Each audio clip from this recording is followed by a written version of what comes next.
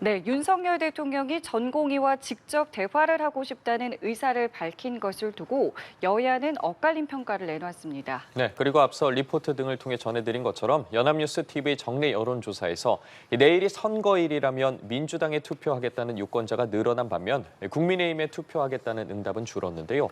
관련 내용 포함한 정치권 이슈들 윤기찬 국민의힘 법률위 부위원장, 김민아 시사평론가와 함께 짚어보겠습니다. 두 분 어서 오십시오. 안녕하십니까?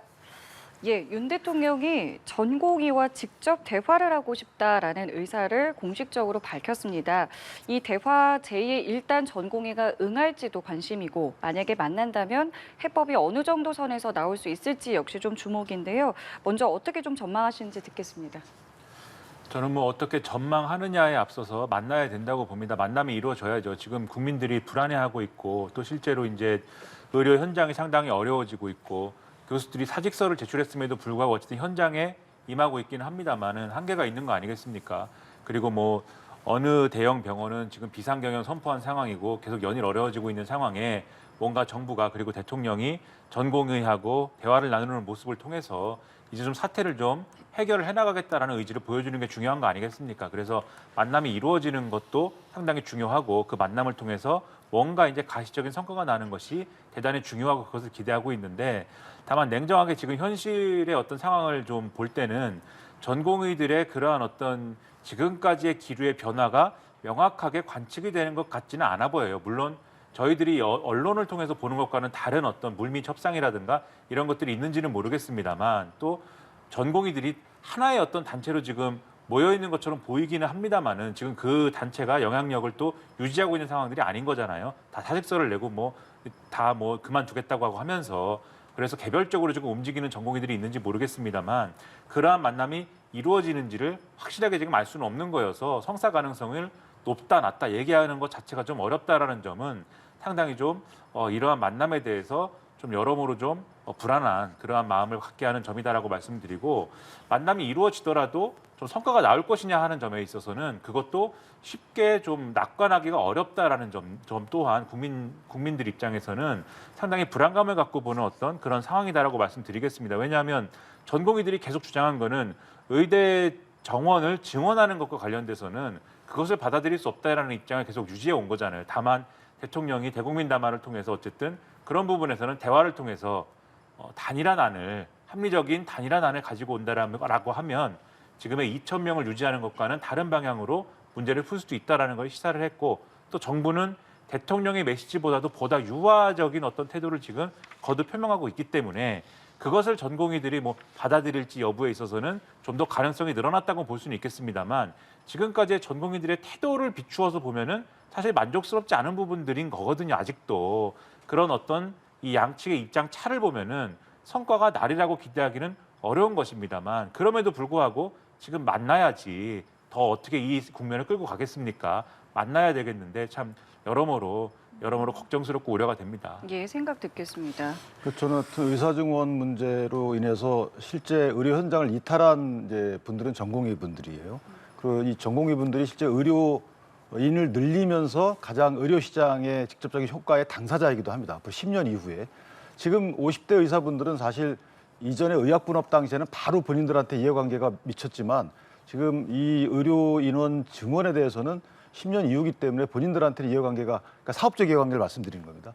미치지 않거든요. 그러니까 이해관계 당사자가 전공이고 또 이탈 당사자도 전공이기 때문에 협상 내지 대화의 상대방을 이제 특정한 거죠.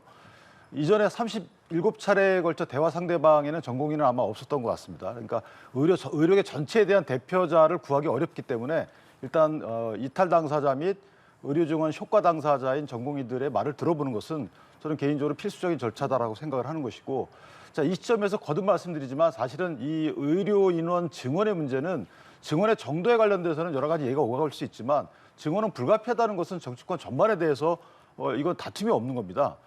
문재인 정부에서 2020년도 증원 관련해서 또 의료계가 받아들이지 못한 부분도 있잖아요.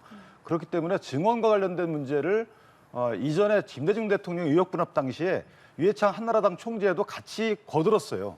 해결해야 된다고. 예. 지금도 마찬가지입니다. 아무리 선거 국면이지만 이게 10년 이후에 대한민국의 보건 환경 조성 차원이기 때문에 저는 이재명 대표 등도 여기에 보태야 되는 겁니다. 다만 증원 숫자에 대해서는 다른 말씀을 하실 수 있지만 그것도 너무 편차가 크면 안 되는 것이고 과학적 수치에 따른 결론이기 때문에 그런 차원에서 보면 정치권이 다 단결한다 그러면 또한 전공의들의 말을 잘 들어봐서 어떤 주장을 하고 있는지에 대해서 특정이 된다 그러면 저는 또 진일보한 결과가 나올 수 네. 있겠다 이렇게 생각합니다. 지금 대통령의 이러한 어떤 대화 제의도 그렇고요. 또 앞서 국무회의에서 물가 안정을 위해서 농축산물 가격 안정 자금의 무제한, 또 무기한 투입과 지원 대상 확대도 지시를 한 상황입니다. 자, 이런 것들이 지금 표심에는 또 어떤 영향을 줄지가 궁금한 사항인데 오늘 이제 저희가 연합뉴스 TV와 연합뉴스가 정례 조사를 한 결과를 보면은 대통령 지지율 같은 경우에 5% 포인트가 지금 하락한 상황이거든요. 지금 최근에 대통령이 좀 내놓는 여러 가지 이제 행동들이 앞으로 총선에는 좀 어떤 영향이 좀 있을 것 같으세요?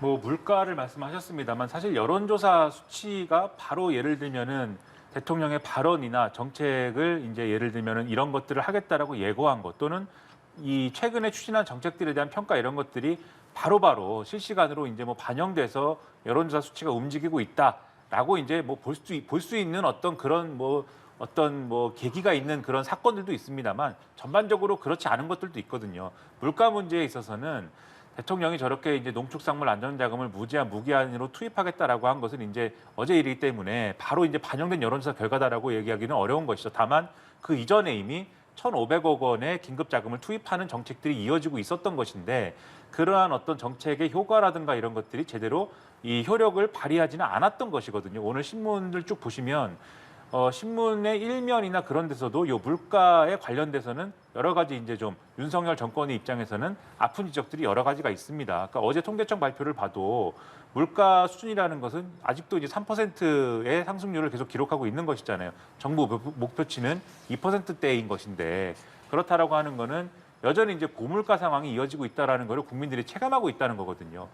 대통령이 무기한으로 안정자금을 투입하겠다라고 얘기하는 것은 좋은데 그런 것들이 국민들 입장에서는 어떤 체감되는 결과로 이어질 때야 국민들이 믿을 수가 있겠다.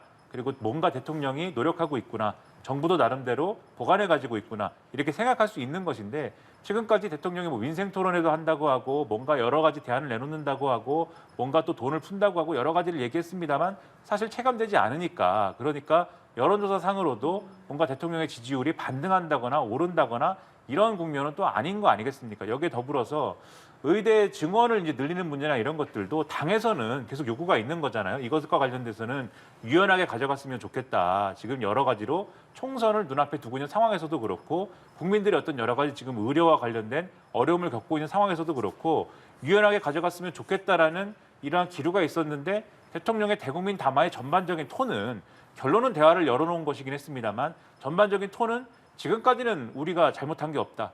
2,000명이라는 수치는 과학적으로 나온 것이다.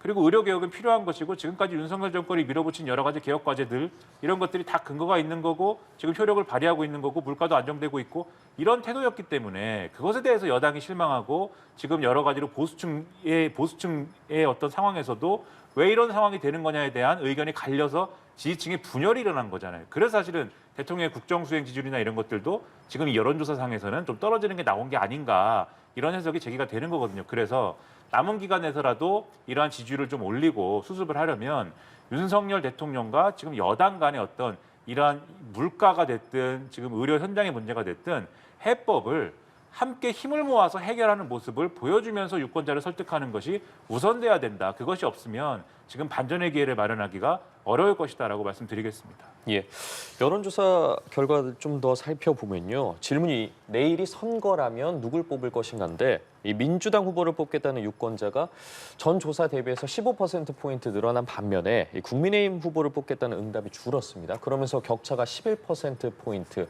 오차범위 밖으로 벗어났거든요.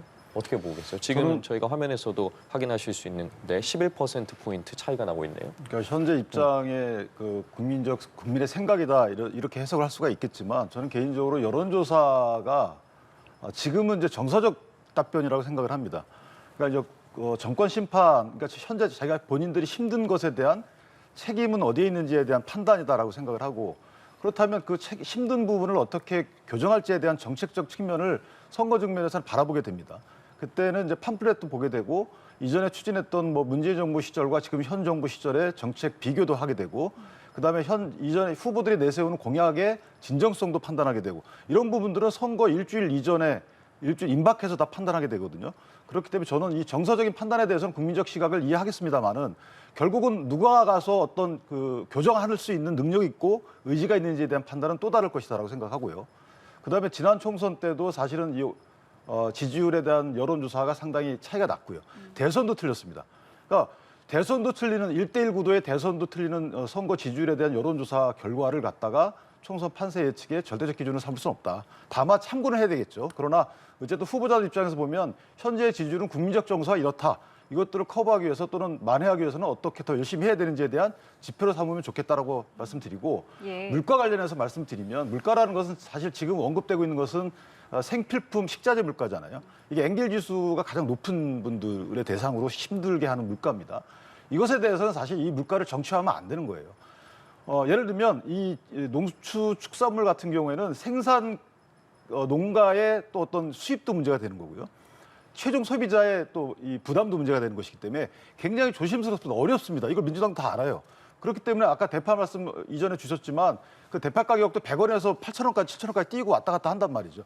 이것을 어떻게 잘 해야 되는지는 정부의 능력입니다만은 이것을 일방적으로 지원해 달라라고 하는 것도 맞진 않다라는 것이고 현재는 물가가 높다고 생각하는 이유가 사실 소득이 많이 늘지 않았기 때문입니다. 개인적인 소득이 늘지 않았기 때문에 상대적으로 물가가 높다고 인식되는 거기 때문에 대통령이 할 일, 정부가 할 일은 이 물가 관리도 중요하지만 소득을 늘릴 수 있는 경제 성장 동력을 찾아내는 거예요. 여기에 대해 야당도 마찬가지입니다. 지금 현재 관리적 측면에서만 문제 제기하지 말고 앞으로 성장 동력을 어떻게 찾아낼 것인지에 대한 조언들도 같이 했으면 좋겠다. 이래서. 알겠습니다. 이번 조사는요, 또 비례정당 지지율 조사인데요. 그 결과를 좀 함께 보시면 조국 혁신당이 25% 그리고 국민의 미래가 24%로 오차 범위 내에서 초접전 양상을 보였습니다. 내용을 조금 더 구체적으로 살펴보면은 국민의힘 지지자 3명 중에 2명은 국민의 미래에 투표를 하겠다라고 답변을 했는데요. 민주당 지지자의 경우는 더불어민주연합 그리고 조국신당으로 표가 갈렸다는 점입니다. 이 내용 어떻게 좀 분석하고 계세요? 그러니까 소위 말하는 이제 조국 혁신당과 이제 더불어민주연합 간에 어떤 이제 표가 갈리고 있는 그런 상황을 과거 같은 이제 지난 총선과 같은 상황이면 민주당 지도부가 용인하지 않았을 건데 그래서 더불어민주연합이 우리의 자매 정당이니 이쪽으로 표를 몰아주십시오 했을 건데 지금 반응은 일부 그렇게 합니다만 지도부가 이것을 매우 적극적인 어떤 캠페인으로 추진하고 있지는 못한 거거든요. 냉정하게 얘기해서. 왜냐하면 두 가지 이유입니다. 첫 번째로는 지금 이재명 지도부가 그 정도의 범민주당 지지층을 다 아우르는 어떤 그러한 지도력을 발휘할 수 있는 구심력을 갖지 못하고 있기 때문에 그래서 이제 이것에 한계가 있는 것이고 두 번째는 이재명의 민주당 이 가지고 있는 여러 가지 뭐 그날 이전에 뭐 공천 파동도 있고 여러 가지 문제가 있었습니다만은 가지고 있는 구심력의 이제 어떤 여러 가지 한계를 냉정하게 얘기해서 조국 혁신당을 지지할 수 있는 어떤 범민주당 지지층의 흐름이 민주당 아까 말씀하신 지민 비조라는 그런 흐름 속에서 민주당 범민주당 지지층의 이탈을 막는 어떤 그러한 효과로 이어졌기 때문에 그 효과를 지금 또 버리지 못하는 그런 상황이 같이 맞물리고 있는 것이죠. 그래서 냉정하게 얘기하면 범민주당 지지층의 조기 결집을 조국 혁신당이 뜨면서 조국 혁신당이 이렇게 좀 먼저 상승세를 타면서 그것을 유지할 수 있게 만들었다라고 하는 것이고 그 힘이 계속 유지되고 있다라는 거를 이 여론조사 결과에서도 확인할 수 있다 이렇게 말씀드리고요. 아마 선거 국면이 끝날 때까지 최종 투표가 될 때까지 아마 이러한 현상은 이어질 것이고 더불어민주당도 이것 자체를 예를 들면 좀 어떻게 완력으로 조국 혁신당 찍지 말고 더불어민주연합을 찍어야 됩니다라고 아주 강력하게 전당원에 예를 들면 지침을 내리는 형태까지 이렇게까지 끌고 가지는 못하지 않을까라고 예상을 해봅니다. 예, 또 하나 눈에 띄는 건요. 지역구 조사에서도 아직 결정하지 못했거나 지지하는 정당이 없다라는 응답이 23%였고요. 조금 전에 있었던 그 비례정당 지지율 조사에서도 결정하지 않았다라는 응답이 24%에 이르렀습니다. 이들의 표심은 또 어디로 갈 것인지 그리고 당장 이틀 뒤에 이제 사전 투표가 있고요. 다음 주 본투표가 있는데 그때까지 어떤 뭐 표심을 가져올 어떤 뭐 변수라는 게 있을까요? 어떻게 좀 분석하고 계세요? 저는 이제 국민적 그 인식 자체가 조금 뒤따라오는 부분이 없지 않아 있습니다. 어떤 사태가 터지고 나서 그 사태에 대한 평가가 조금 뒤늦게 발현되는 경우가 있기 때문에 이 여론조사에 바로바로 포섭되는 경우는 사실은 적극적인 지지층의 경우에는 바로바로 포섭이 됩니다만은 중도적 지지층이나 조금 바쁘신 분들의 경우는 사실은 그 여론조사 결과에 포섭되지 않는다는 거죠. 그래서 아마 중앙선관위에서 늘 조사합니다마는 그 선거를 끝내고 나서 찾아봤더니 뒤늦게 의사결정을 많이 하시더라라는 측면이고, 그래서 아마 양 정당 간에도 현재 논란이 되고 있는 여러 문제에 대해서 빨리 매듭을 지어야지만 되는 것이지, 그 논란이 다 반영됐다 저 여론조사에 그렇게 해석을 하게 되면 저는 큰 착오가 있을 것이다라고 생각을 합니다.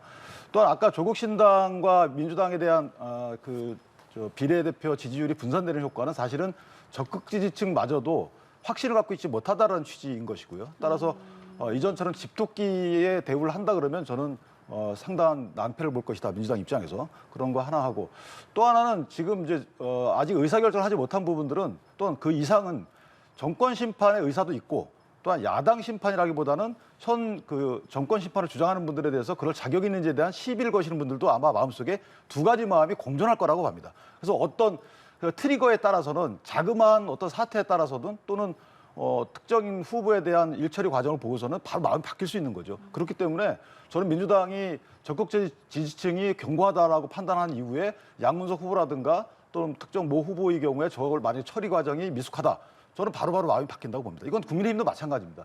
그래서 적응하는 어떤 처리 과정, 이런 모습을 보여주지 않으면 저는 현재 표심은 상당히 유동적이기 때문에 저희가 예상한 것 이상의 결과가 나올 여지도 없지 않아 있다, 이렇게 생각합니다. 예, 알겠습니다. 자, 이처럼 총선을 일주일 앞두고 여야 대표의 움직임도 상당히 분주해졌습니다. 한동훈 위원장 캐스팅 보트 중원을 찾아서 하루에만 12곳의 지역구를 돌면서 2조 심판론을 강조하고 지지층 결집을 호소했는데요. 한 위원장의 현장 발언 함께 들어보시죠.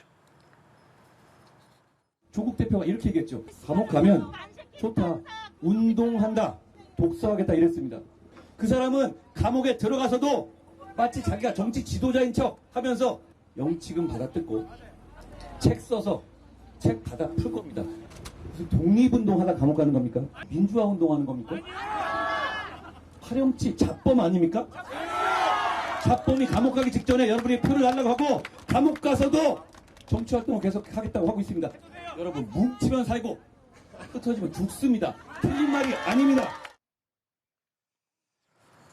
네, 보신 것처럼 한동훈 위원장 조국 대표를 강하게 비판하면서 지지층 결집을 호소했습니다.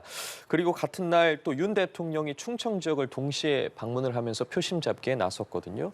표심에 좀 도움이 될 거라고 보십니까? 일단 지금 이미 마음을 정한, 국민의힘을 지지하기로 마음을 정했거나 잠재적으로 그렇게 표심을 결정할 걸로 보는 보수 유권자층에는 소위 말하는 2조 심판론, 지금 한동훈 비대위원장이 굉장히 강하게 외치는 이런 것들이 효과가 있을 겁니다. 그래서 막판에 아마 이런 것들이 보수 유권자층의 어떤 지지, 결집에 상당히 좀 일부 영향을 미칠 걸로 보이고, 이것보다 더 아마 영향을 미칠 게 범야권 200석론, 그래서 탄핵당할 수 있다, 또는 대통령이 5년 내내 여서야대의 이런 힘든 국면 속에서 제대로 권력을 유지하지 못할 수 있다라는 식의 어떤 엄살, 이런 것들이 보수 유권자층을 결집시킬 수 있다고 봐요. 그런데 그런 것으로 이제 승부를 보려고 하는 이런 상황이 사실은 뭐 성실한 어떤 정치적인 메시지다라고 보기는 좀 어렵다고 보고, 훨씬 더 지금 상황에서 좀 이 여당 입장에서는 좀 더 온전하게 좀 돌파해야 되는 어떤 뭐랄까요, 전공법이라고 하는 거는 지금 여당이 힘을 몰아줘야 되는 어떤 그러한 어떤 이유를 제대로 설명하는 거라고 보이거든요. 그것은 저희가 이 정권을 이렇게 올바로 운영하겠습니다. 그리고 우리는 이 경제에 대해서, 특히 고물가 상황에 대해서 이러저러한 비전을 가지고 있습니다. 이런 것들을 제대로 얘기하는 것이라고 보는데, 그걸 사실은 잘 못하고 있는 겁니다. 윤석열 대통령도 그렇고 한동훈 비대위원장도 그걸 잘 못하니까, 그러니까 사실 자신들이 원래 잘하는 거 있지 않습니까? 검사 출신들이기 때문에 남들이 죄 지은 거에 대해서 이 죄가 얼마나 참 나쁜 일이고 서민들에게 또 사회적으로 얼마나 나쁜 영향을 끼치는지 설명하는 거, 이런 것들을 특기거든요. 사실 이 한동훈 비대위원장도 그렇고. 그러니까 사실은 특기를 살려서 이렇게 설명 방식을 이렇게 가져가고 있는 건데, 이게 중도층이라든지 또 정치에 대한 관심이나 이런 것들이 다소 평상시에 정치 뉴스 열심히 안 보시는 분들의 경우에는 그렇게까지 마음에 와닿지는 않는다라는 평가를 하실 만해요. 오늘 한국일보 일면 기사 이런 걸 보면 2030 세대의 이제 유권자층을 좀 심도 있는 인터뷰를 해서 20명 이상의 인터뷰를 해서 얘기를 들어봤는데, 이분들 같은 경우는 예를 들면 통합진보당 뭔지 잘 모른다 이렇게 얘기를 하거든요. 그러니까 쉽게 얘기해서 종북 또는 뭐 범죄자 이런 얘기하는 것보다는 민생 얘기, 일자리 얘기, 지금 물가 얘기, 그 얘기를 해줬으면 좋겠다라고 하는 목소리들이 있는 거고, 국민의힘의 후보들도 사실은 그걸 바라고 있는데, 아까 윤기찬 부위원장님 물가를 정치화하면 안 된다라고 말씀하셨지만 한동훈 비대위원장은 부가세 깎아준다, 간이가세자 늘려준다 이렇게 얘기를 해도 그런 것들은 소용이 없는 겁니다, 실제로. 왜냐하면 그것 자체가 또 물가를 정치화한다는 느낌을 주기 때문에 그 사실은 고육지책 내지는 좀 이런 어떤 할 수 없이 꺼내드는 어떤 그러한 어떤 프레임으로 귀결되고 있다라는 것이고 결론적으로 전공법으로 승부할 수 있는 나름대로의 그러한 비책을 꺼내지 않으면 이 2조 심판론이라는 어떤 그런 프레임도 한계가 노출될 수밖에 없다 이렇게 보입니다. 제가 한마디 말씀드리면 예. 이 2조 심판론을 해석을 한다 그러면 나라 전체 시스템을 제대로 돌아가게 하겠다는 거예요. 그러니까 지금 국회의원이 되겠다는 거거든요. 저분들이. 조국 전 장관도 마찬가지고 조국 대표도. 그러니까 국회에서 법을 만들어서 그 법을 집행하는 것이 검찰이고 그 법을 선고하는 것이 최종 해석하는 것이 법원이에요. 그 법원에서 유죄 판결이 거의 확정된 분, 법원에서 재판을 받고 있는 분. 근데 그 재판받는 내용이 뭐 국민 대다수의 어떤 이익을 위해서 활동하다가 고철 건게 아니잖아요. 본인들의 아들, 딸들이 조금 더 사회적 위치를 높이 하기 위해서 비정상적인 방법으로 입시에 개입한 사건이고요. 그다음에 본인이 공권력을 갖고 있을 때 그 공권력을 국민을 위해 사용한 것이 아니고 의혹입니다만 아직까지 혐의입니다만은 뭐 본인 측근들을 위해서 사용한 의혹이 있는 것이고. 그다음에 본인이 갖고 있는 권력을 저 측근의 부탁을 받아서 무마하려는 직권남용이 있는 것이고. 이게 국민하고 무슨 관련이 있죠? 그런데 본인들은 그런 그 재판받는 것을 부끄러워하지 않고 다시 국회에 들어가려고 합니다. 그럼 국회에 들어가서 법을 어떻게 만들겠습니까? 이런 전반적인 우리 사회가 합의한 시스템을 흔드니까 이거는 심판이 된다고 얘기를 하는 것이고 거기에 대해서는 국민의힘이 정치적 이익 물론 포함되어 있겠지만은 기본적인 베이스입니다. 국민이 느껴야 되는 것이고 저는 그래서 이 부분은 선거 전략이라기보다는 간절한 거예요. 국가 시스템이 제대로 작동할 수 있도록 뭔가 이번에 표로 심판을 해달라는 것이 법원에서 심판을 했는데 왜 정치적으로 면죄부를 받아야 됩니까? 말이 안 되는 거죠. 네. 앞서 한동훈 비대위원장 유세 현장에서의 정부 잘못의 책임과 관련한 발언 등에 대한 질문을 드렸었거든요. 하루 만에 좀 입장의 변화가 있었어요. 어떻게 들으셨어요? 그러니까 그 안에 메시지는 일관돼 보이는데 표현이 좀 달라졌다고 생각을 합니다. 예. 예를 들어서 이전에 한동훈 위원장 일각에서 본인은 뭐 미국 갈 것이다 선거 끝나면 그럼 부인하면서 본인은 계속 공공적 활동을 할 것이다라고 얘기를 했거든요. 그럼 당내에 남아서 어떤 활동을 한다는 메시지일 수도 있는 것이고 그리고 정권 심판론이 비등한 상황에서 어떤 소구력을 갖기 위해서는 나는 정부에 대해서 또는 대통령에 대해서 생산적인 견제를 하겠다라는 취지의 메시지를 전달하다 보니까 저런 이제 문구들이 동원이 된 것 같고요. 어쨌든 본인의 책임 회피 차원에서 한 말은 아닌 걸로 보이고 왜냐하면 국민의힘의 비대위원장이고 선대위원장이기 때문에 본인이 책임 회피를 한다는 메시지가 나가게 되면 당연히 후보들한테 악영향인 거가 되겠죠. 이전은 잘못했는데 난 그렇지 않을 것이다. 이런 메시지를 익히지 않고 본인이 남아서 끝까지 정부에 대해서 국민이 원하는 견제 활동을 할 테니 마음을 달라라는 취지의 어떤 차원이다. 좀 그렇게 해석을 합니다. 예, 알겠습니다. 자, 이번에는 더불어민주당 이재명 대표가 어제 대장동 재판 출석 후에 틈새 지역 유세를 이어갔습니다. 여기서 또 법원 앞에서는 선거 운동 기간에 열리고 있는 이 재판에 대해서 불편한 심기를 숨기지 않았는데요. 이 대표의 발언 들어보시죠. 국가의 운명이 달린 선거에 제1야당의 대표로서 이렇게 선거에 집중하지 못하는 상황이 참으로 안타깝습니다. 검찰 독재 정권의 정치 검찰이 수사 기소권을 남용해 가면서 원했던 결과가 아닌가 참으로 억울하고 안타까운 일이긴 하지만 국민으로서 의무를 다하겠습니다. 출석 일정은 재판부가 정했는데 검찰을 비난하시는 건가요? 네, 이 대표의 입장에 대해서 들어보셨습니다. 일단은 선거 전날인 다음 주에도 이제 출석을 해야 되는 상황이거든요. 이 모습과 발언 좀 어떻게 보고 계십니까? 그러니까 본말이 전도된 거죠. 그러니까 본인은 안타까운 생각은 맞을 수 있습니다. 본인이 조금 더 활동을 해서 후보들을 도와주고 싶으시겠지만 저런 사태가 초래된 것이 검찰 때문인가요? 법원 때문인가요? 재판기를 지금 저렇게 정한 재판부의 잘못입니까? 아니면 그동안의 재판에 불출석했던 본인의 잘못입니까? 그리고 야당 대표가 된 이후에 수사가 시작된 것도 아닙니다. 수사가 한참 시작되고 나서 심지어 일부 기소되고 나서 야당 대표가 되셨단 말이에요. 그럼 어떤 게 먼저인지 모르겠고 또 하나는 본인은 국회의원이 되고자 야당 대표의 신분을 떠나서 본인은 후보자 입장입니다. 본인이 국회의원을 되고자 하는 후보자 입장에서 재판받는 의무에 대해서 저렇게 얘기할 수 있는 건가요? 그다음에 검찰이 본인 어떤 그 사법적인 정의 실현을 위해서 여러 가지 활동하는 것에 대해서 저렇게 정치적인 메시지를 내야 되는 건가요? 저는 개인적으로 본인은 먼저 사과를 했어야 되는 겁니다. 본인 때문에 야당 대표직 수행에 지장을 받는 거잖아요. 그 야당 대표직 수행에 따른 수혜자는 국민 내지 후보자들입니다. 그럼 본인은 후보자 본인 선거에 지장받는 것은 본인이 감수하면 되는 것이지만 야당 대표로 인한 지지를 못하는 부분은 본인이 후보자들한테 먼저 사과하고 국민께 사과하고 그다음에 뭐 여러 다른 멘트를 하셨어야 되는데 지금 저것은 사실은 본말을 전도시켜서 국민을 현혹하는 거 이상도 이하도 아니다. 저는 그렇게 생각합니다. 예, 어떻게 들으셨는지요? 방금 영상에서 기자가 질문을 하지 않습니까? 예. 재판 일정은 재판부가 정하는 건데 왜 검찰을 비난하는 거냐? 저 장면을 보면 많은 국민들이 비슷한 생각을 할 거예요. 그리고 이재명 대표가 계속 재판 일정에 출석하면서 똑같은 얘기를 하거든요. 반복해서 하는데 마찬가지 의문을 가질 것이고 저런 얘기보다는 오히려 제가 볼 때는 이재명 대표가 재판 일정에 출석을 하면서 재판을 성실히 잘 받겠다. 그리고 국회의원이고 후보자이긴 하지만 일반 국민들이 받는 어떤 그러한 것 그대로 여러 가지 주장하지 않고 하겠다라고 얘기를 하면 오히려 국민들이 볼 때는 이재명 대표가 뭐 여러 가지로 다른 주장할 수도 있지만 성실하게 재판 받는구나 이런 인상을 오히려 가지지 않겠습니까? 그리고 이재명 대표를 좋아하는 지지자들의 경우에 민주당 지지자들의 경우에 오히려 뭐 동정 여론을 뭐 가진다든지 이러한 것도 가능하지 않겠습니까? 그러한 것들이 충분히 가능한데도 왜 자꾸 저러한 주장을 무리한 주장으로 보이는데 반복하는지에 대해서 다시 한 번 더 생각해 봐야 되지 않을까 하는 생각이 듭니다. 예. 재판에 출석했던 이재명 대표 저녁에 좀 틈새 유세를 이어갔습니다. 동작 을에 방문을 했는데 6번째 방문이거든요. 자신의 지역구인 뭐 개항을보다도 더 자주 간다 이렇게 말하는 분들도 계시더라고요.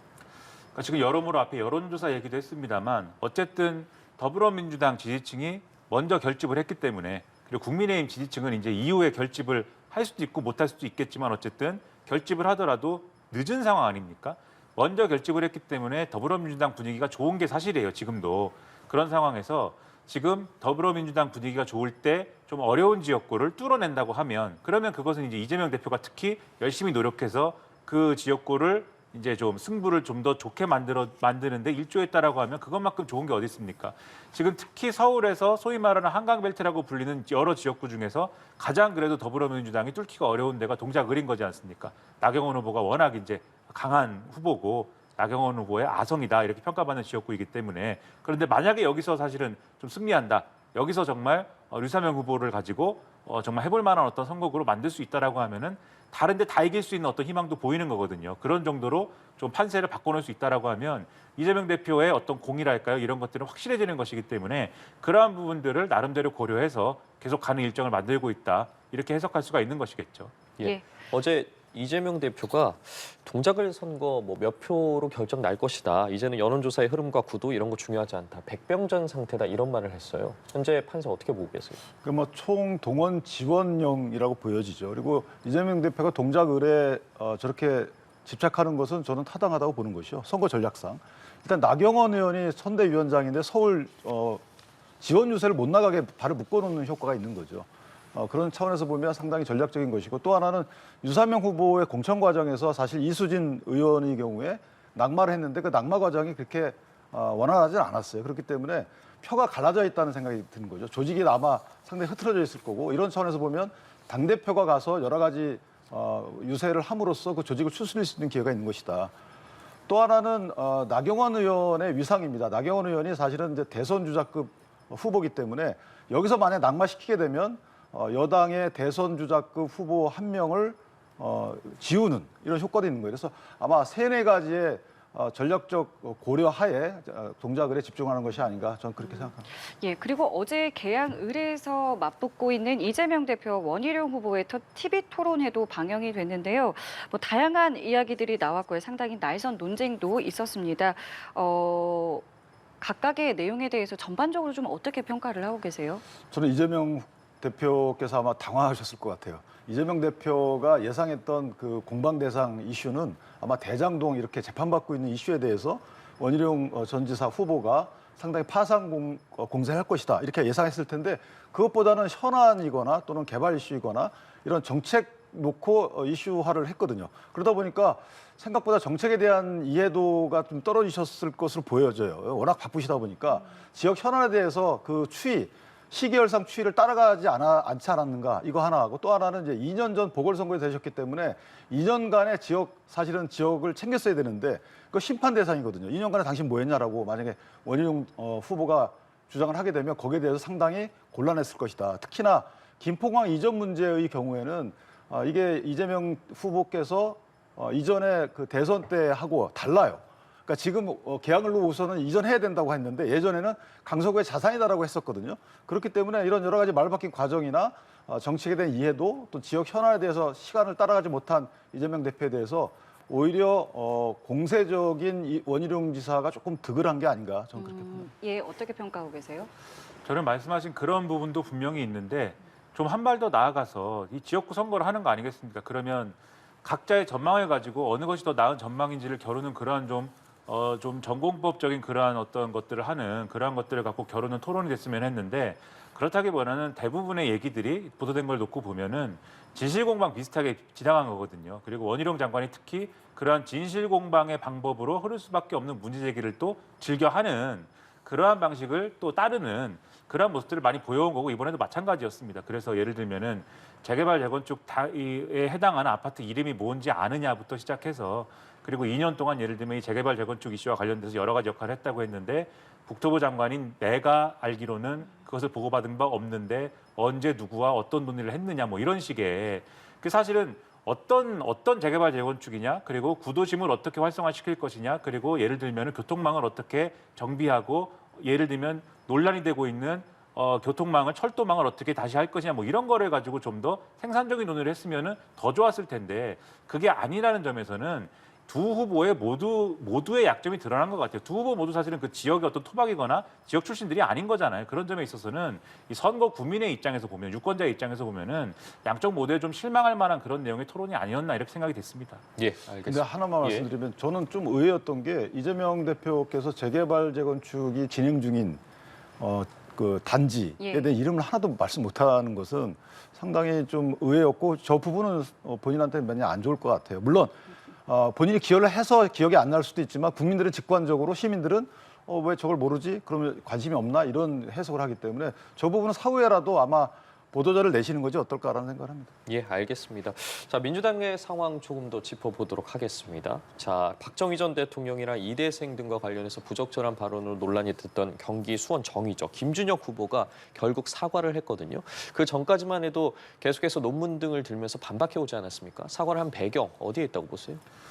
저는 이게 소위 말하는 이 김한란 박사라는 분이 친일 이력이 있는 사람이고 논란에 있는 인사인 것은 맞습니다. 그리고 그 당시에 자신의 어떤 여성계 인맥이라든가 이런 상황들을 동원을 해서 소위 말하는 낭랑클럽이라든가 이런 사교 모임을 동원을 해서 당시에 이제 이승만 박사에게 나름대로의 정보를 제공하는 어떤 역할을 한다든지 이런 것들을 한 것은 사실이거든요. 다만 그 과정에 우리가 오늘날 소위 말하는 성상납이라고 하는 어떤 일련의 행위들이 존재했느냐 이 부분에 있어서는 명확하게 어떤 증거라든가 이런 근거를 갖춰서 지금 얘기할 수 있는 그런 내용들은 아니다라고 하는 거고 다만 그 당시에 예를 들면 그 논문에 등장하는 뭐 술 시중이라든지 접대라든지 이런 형태의 행위들이 광의에서 이게 꼭 성상납이라고 표현하지 않더라도 그 당시 어떤 여성성을 어쨌든 간에 부적절하게 활용한 그러한 행위 아니었느냐라고 문제 제기할 수 있는 내용일 수는 있겠다는 생각은 듭니다. 그래서 이 논의 자체는 학계에서 굉장히 델리케이트한 거거든요. 굉장히 섬세하게 조심스럽게 논의돼야 될 내용인데 김준혁 후보가 과거에 유튜브 방송에서 발언한 어떤 방식은 제가 볼 때는 그런 방식이 아니에요. 굉장히 희화화된 방식으로 얘기를 했던 거고 그것 자체가 사실은 이 여성계 입장에서 또 여성 학계 입장에서 보면 굉장히 여성 혐오적인 어떤 소지가 있는 그러한 방식의 발언을 한 겁니다. 그런 점에서 보면 이것의 어떤 유감 표명이나 또 정치권에서 논란이 되는 방식도 굉장히 조심스럽게 진행이 됐어야 되는 거라고 봐요. 그런데 지금 제가 상당히 좀 아쉬운 것은 문제 제기의 방식도 그렇고 이것을 해명하는 과정도 그렇고 언론에서 다뤄지는 방식도 그렇고 그것과는 전혀 다른 맥락으로 지금 소비되지 않았느냐 이런 생각도 들고 김한란 박사에 대한 평가나 이런 것들도 마치 한동훈 비대위원장도 그렇고 국민의힘도 그렇고 이대 졸업생들이 대부분이 지금 뭐 명예훼손을 당한 듯이 얘기를 하고 있습니다만 사실 이대 내부에도 김한란 박사의 어떤 총장을 지낸 분이기 때문에 동상도 있고 이런데 이 동상을 철거하라든지 이런 것들에 대한 어떤 문제쟁이나 이런 것들이 과거부터 또 있었던 것도 사실이거든요. 논란의 인물이라는 겁니다. 그래서 이런 점들이 종합적으로 고려돼야 되지만 어쨌든 선거를 앞두고 있기 때문에 이것이 호재냐 악재냐 이렇게 본다면 민주당 입장에서는 당연히 악재일 수밖에 없죠. 그렇기 때문에 여기에 대한 사과가 이루어졌다라고 보이고 그러나 사과와 별개로 이 문제를 그냥 이렇게 정리돼야 될 문제는 아닌 것이고 잘잘못을 나중에라도 분명하게 어떤 점이 잘못이고 어떤 점이 논란을 해결해야 될 문제인지에 대해서는 나중에라도 학계든 또는 여성계든 간에 분명하게 정리해야 할 문제라고 생각을 합니다. 예. 근데 이게 저는 이해가 안 가는 부분이 저도 김준혁 교수를 압니다, 개인적으로. 그러나 비판할 건 해야 되겠죠. 이제 자연과학에서는 본인이 가설을 세워가지고 실험 등을 통해서 그걸 입증해 나가는 게 학자로서의 하나의 연구 방법이에요. 그럼 그럴 수 있습니다, 자연과학에서는. 그런데 사회과학에서는 그런 방법을 쓰면 안 되는 거잖아요. 그러니까 사료가 나오고 어떤 증언이 나오면 거기에 바탕을 둬서 그걸 해석하는 거잖아요. 연결시키고 해석해서 맥락을 찾는 게 사회과학인데 예를 들어서 본인이 역사관을 인정하겠습니다. 진보적 역사관 다 인정하겠는데 역사관이라는 것은 어떤 사료나 증언을 대하는 해석의 방법인 것이지 없는 것을 있게끔 하는 게 아니잖아요. 근데 이분은 저는 그냥 만약에 역사학자를 떠나서 정치적 시각에서 어떤 것을 이끌어갔다는 거죠. 근데 그 이끌어가는 과정에서 없는 사료에 있는 내용들 또는 없는 증언에 있는 내용들을 허위로 얘기를 했다는 겁니다. 근거 없이, 아직까지는 근거 없이.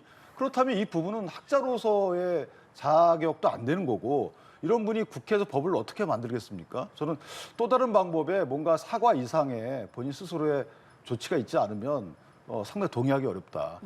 그러니까 아까 무슨 김환란 박사의 어떤 역사적 평가 그건 있을 수 있죠. 그런데 그거하고 미군정에 가서 어떤 행위했는 거하고 이거 다른 문제잖아요.